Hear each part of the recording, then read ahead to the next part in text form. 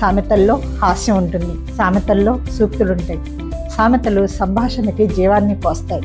సరికొత్తగా సామెతలతో కూడిన అత్తా కోడళ్ళ మధ్య జరిగే ఈ చిన్న సన్నివేశాన్ని ప్రదర్శించబోతున్నారు జాహ్నవి, జశ్వంతి. నీకు తెలుసా, అత్తలేని కోడలు ఉత్తమురాలన్నారు పెద్దలు. కోడలేని అత్త కూడా గుణవంతురాలనే అన్నారు. అందముంటే అయ్యేనా, అదృష్టం ఉండాలి. ఏం చెప్పేవరా? ఎవరి పిచ్చి వారికి ఆనందం అత్తగారు. పేనుకు పెత్తనం ఇస్తే తలంతా గొరిగిందంట. నీకు పెత్తనం ఇచ్చిన నా కొడుకుని అనాలి. అడ్డాలాడు బిడ్డలే గాని గడ్డాలాడు కూడా బిడ్డలు అవుతారు అత్తగారు.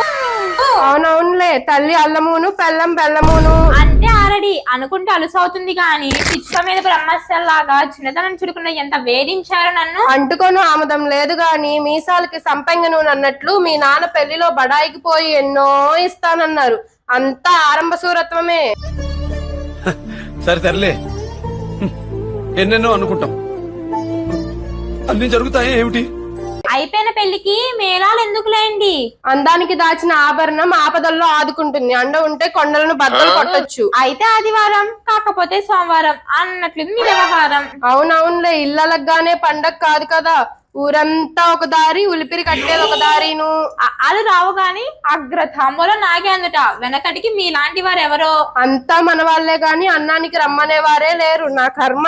అన్నం పెడితే అరిగిపోతుంది, చీర పెడితే చినిగిపోతుంది, వాత పెడితే కలకాలం ఉంటుంది. వాత పెట్టమంటారు అత్తగారు? పెట్టవే తల్లి, పెట్టు. అన్ని ఉన్న ఆకు అణిగి ఉంటుంది, ఏమీ లేని ఆకు ఎగిరెగిరి పడుతుంది. నీలాగే కోడలా? అందరికి శకునం చెప్పే బల్లి పోయి కుడితో పడిందంట. అచ్చు మీలాగే అత్తగారు. ఏకులా వచ్చి మేకులా తయారయ్యేవే తల్లి, నీకో దండం. అందితే జుట్టు, అందకపోతే కాళ్ళు. ఎవరు తీసుకున్న గోతులో వారే పడతారంట. ఏరి తెచ్చుకున్నానుగా, కోడల్ని అనుభవిస్తున్నాను. అందరినీ మెప్పించడం అలావి కాని పని. అవలక్షణాలు ఉన్నవాడికి అక్షింతలిస్తే అవతలికి పోయి నోట్లో వేసుకున్నాడంట. నీలాగే కోడలా? ఆకలేస్తుంది అత్తగారు అంటే రోకలు మింగవే కోడలా ఉందంట మీలాంటి అత్తగారు. అత్త పెట్టే ఆరల్లే కనపడతాయి గాని కోడలు చేసే కొంట పనులు కనపడవండి మీకు. అన్నం తిన్నవాడు తన్నులు తిన్నవారు మర్చిపోరు అత్తగారు. ఒక్క అబద్ధాన్ని కప్పడానికి 100 అబద్ధాలు కావాలి కోడలా.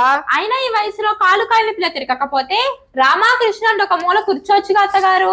కడవంత గుమ్మిడికాయ కూడా కత్తిపీటకి లోకవే కదా. అయినా ఎవరిననుకు నేను లాభం. బెల్లం కొట్టిన రాయిలో నుంచునున్న నా కొడుకుని అనాలి.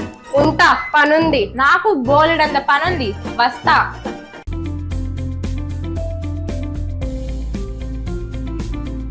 మీరు చూశారు కదా ఈ వీడియో. మీకు నచ్చిందా?